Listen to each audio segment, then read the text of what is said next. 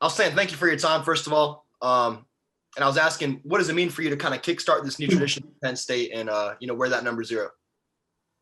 Yeah, I mean it's a blessing, it's an honor. There was definitely many guys that were qualified on the team for it, and I just appreciate all the support and my teammates ultimately choosing me. So it's a great honor, and I'm really appreciative of it. Go ahead, Rich. Jonathan, thanks for your time.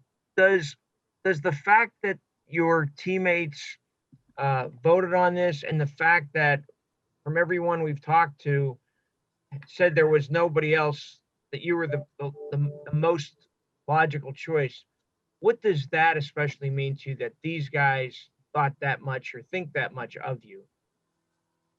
Yeah, I mean, it's a blessing. I love my teammates. I try to work every single day and do the best and just be obviously a support for them, and they likewise do the same for me. So just obviously hearing that, and it's just a great honor, just to be looked up to like that by my teammates. So. Mark Brennan, go ahead. Jonathan, Coach Franklin said several players lobbied for the number. Were you one of them? And can you take us through how they told you you were getting the number? Because I have to imagine that was probably a pretty cool situation for you. Yeah, honestly, it was just like literally after practice this past Saturday. It was kind of like a surprise, almost like I didn't really. It was a surprise to me. So they presented it at the end of practice. So they kind of got us all pretty much surprised because we didn't know when they were announcing it or whatnot. Donnie Collins, go ahead. Jonathan, Coach made a big deal about having the 2 captains from Canada, from Ottawa. What does that mean to you to come from there where football isn't as big a sport traditionally as it is here, to become a captain at Penn State? Yeah, obviously, it's a big deal, especially for Jesse and I. We come from a small city in Canada, and we just try to give the most motivation, to players back home. Obviously, that if you continue with hard work and just continue to pursue your goals, that you can really achieve anything. So obviously, it's a great blessing coming from where Jesse and I came from. Greg Pickle. Jonathan, you had said, first of all, good morning. Thanks for your time. You had said that some other guys were also qualified to wear number 0. I think most of us, and I'm assuming your teammates too, probably assumed as soon as we heard that number 0 was going to go to a key special teamer that it would be you that earned it. But who were some of the other guys that we should watch on those special teams unit that maybe could have been in that conversation as well? Yeah, I mean, I would definitely say Drew Hartlob. He's a starter on all 4 special teams, and he plays his role really well. Isaac Lutz as well, another great special teamer, Jordan Stout. So there was a decent amount of guys that were qualified, in my opinion, at least, for sure. Tyler Donahue. Jonathan, we saw Jair Brown crack that 2 deep. Just got to campus a few months ago. What did he show you guys, showed Coach Banks on the practice field? And after seeing Jaquan Brisker go through that process of Lackawanna College to Penn State last year and seeing that over again with Jair, what do those guys seem to be, coming to campus with in their tool belt after 2 years at Lackawanna? Yeah, I would just say their openness to learn, and obviously, their work ethic. They both come in every day ready to work, and they take no days off. So I'll definitely say that. Mark Wogenrich. Hey, Jonathan, what does the Penn State United messaging campaign and logo mean to you, and how do the captains and the leadership council come up with that? Yeah, so there's a couple of designs that were created, and by the end of it, we ended up choosing that one. We just thought it was just the best one, and obviously, it's supposed to be there to represent unity and obviously coming together, obviously in the midst of everything that's going on right now in this country. So, yeah, that's how we kind of figured it out. Tobias Wilborn. Hey, Jonathan, man, thanks for doing this as always, man. Yeah, no problem. Hey, Dan. Thank you. Man, yeah, we're welcome, brother. Have you thought about what that first time actually tackling an opponent, whether it be on special teams or in the defense, have you thought about what that will feel like, and how does that make you feel just kind of going through that process? I see the smile coming up. Yeah, I think about it every day. Obviously, we've been practicing for months now against each other. So obviously when we get to go against an opponent in the opposite, uniform, that's going to be great. So obviously it's coming up fast. We're on the clock this Saturday, so it's real exciting. Joe Giuliano. Good morning, Jonathan. How would you describe your leadership style, and what are your feelings about being named a captain for the second straight year? Yeah, obviously being selected captain for the second year it's just an honor, a blessing. It's very humbling to me, and I appreciate that so much from my coaches and my teammates. And if I were to describe my leadership style, I would just say I try to lead by example. Obviously, in the way I approach everything on and off the field, I try to lead through example. Paul Gable.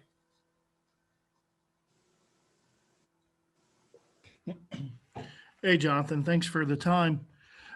Talk to me a little bit about how IU looks to you on film. Coach Franklin yesterday mentioned that this was probably one of the better Indiana teams that you guys have faced. I know you especially have played well against them. Go back to the forced fumble in 2018 on the punt return, and then last year. And also, what does Michael Penix show you in the clips that you've been able to see of him at quarterback? Yeah, I mean, Indiana, they're a great team. They're solid on both offense, defense, and special teams, and they're returning a decent amount of guys. As far as Penix, he was injured last year, so obviously we don't have as much film on him, but the film that we do have, he shows that he can throw the ball and he can also run when he wants to, so it'll be a good game. Donnie Collins. Jonathan, I know I've been to Ottawa a couple of times. I know it's a big hockey town. How do you get into football as a kid up there? Who introduces you to it? And what was it like? What was the youth football scene like there? Yeah, so it was honestly just a bunch of my friends at school that were playing football, and that's how I kind of got introduced to it, playing on the playground and then transitioning to Pop Warner. But, I mean, it works pretty similarly than like how it does here. I mean, you start pretty much at at the age of 6, and then each level keeps on going up. So, Rich Garcella. Jonathan, you mentioned Isaac Lutz, who is from my area, who I've covered. How would you describe him on and off the field? How valuable is he on special teams? no, he's extremely valuable. He has a key role in it. And if I were to describe Isaac, he has great work ethic. He comes in every day to practice, ready to work, ready to get himself better. And he's a competitor. Yeah, that's what I would say about Isaac. He has great work ethic for sure. Tyler Donahue. You got a new starter in that defensive backfield, that cornerback with Joey Porter Jr. He redshirted last year, so we don't have a lot of eyeballs on him to this point. What did he do on the field during these last couple months that you think put him in a position to be the first teamer at cornerback opposite of Tariq? Yeah, I mean, Joey's a guy who comes into work. He's ready to learn.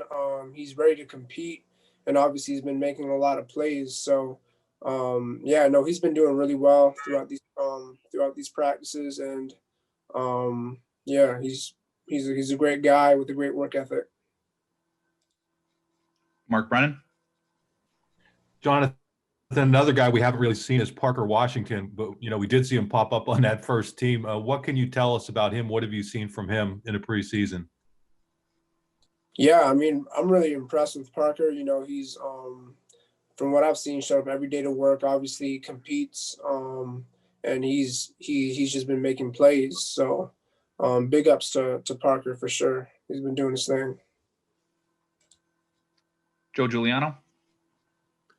Jonathan, you've been a teammate of Shaka Tony now for quite a while. What makes him special, and how do you feel about him being named a captain this season? Yeah, I mean, he's one of the leaders on our defense. You know, he's a guy that a lot of people look up to. He's a great football player, also a great vocal leader. You know, he does his thing, and obviously it's an honor to be led by someone like Shock. So, Donnie Collins. Jonathan, how have you seen Brisker take a couple of steps forward this year, and also on Jair you mentioned earlier, but how is he in special teams? You said what about special teams, sorry? Oh, how has Jair embraced special teams his first year? Yeah, so I mean, yeah, Jair's he's been embracing his role. He's just been working and coming to get better every single day. And Brisker's obviously been making a lot of plays, had a great off season, and it's really showing out right now. Greg Pickle. Jonathan, what changes about the way you prepare for a team when all the film you have to work on is from last year and they have some new coaches on offense and a couple of new guys as well? How does that change the way you prepare? And what will you have to do on game day to maybe adjust to some of the things that you can't possibly have known about with no spring practice, no summer camp, none of that kind of stuff going on? Yeah, so as far as our preparation never really changes at all. No matter who we're playing or what week it is, we prepare for every single team like we would any other. Obviously, with the new OC coming in, they had a great year on offense last year, so we don't expect them to do too many changes. They had a great year on offense, so yeah, we're just preparing like we would any other game. David Eckert. Hey, Jonathan, how you doing? Good. How are you? Doing good, thanks. Is there anything else outside of, maybe not having as much film on Indiana as you might during a normal season? Is there anything else that's different about jumping right into conference play without those 3 non-conference games before it? Yeah, I mean, honestly, I mean, obviously it's an odd year. We're starting the season like in October, close to November. But besides that, I mean, it wouldn't matter if we were playing San Jose State. We still approach the game, each game the same. So I mean, besides the timing, it's the same to us. Barth.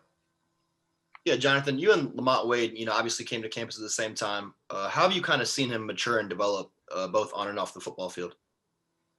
Yeah, I mean, Lamont's taken like great strides, obviously, in his time here, and has matured a lot, obviously, and has gotten better in his craft, and just like most of us all have. But yeah, Lamont's really been he's been really showing his development, his growth since he's been here for sure. Tyler Donahue.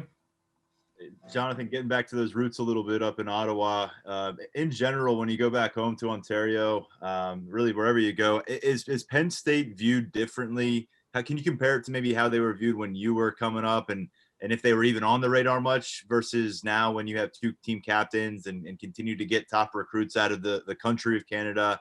How would you say maybe that narrative has shifted? Yeah, I would say obviously it's brought a lot of light to Penn State. Obviously, Penn State's pretty much known like globally. So people weren't strangers to Penn State, but definitely Jesse and I, and obviously with Christian, a quarterback who's committed here coming in next January, has brought a lot more light to the program and everything like that. So. Connor Krause. Hey, Jonathan, how would you compare the leadership in the safety room for this year with yourself, Lamont, and Jaquan in comparison to when you were younger under guys like Nick Scott and Garrett Taylor? Yeah, I mean, I would honestly, like, in our safeties room, we have a standard, obviously, and that doesn't change no matter who's in the room, obviously. So as far as how the older guys and our leaders go about our business, it pretty much mimics each other. It's pretty much the same thing because we have a high standard in the room that has to be kept. So. We do have time for a few more questions. If anybody does have a question for Jonathan, use the raise hand feature. If not, we can let Jonathan go.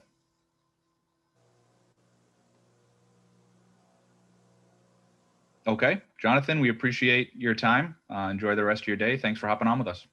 All right. Thank you, guys.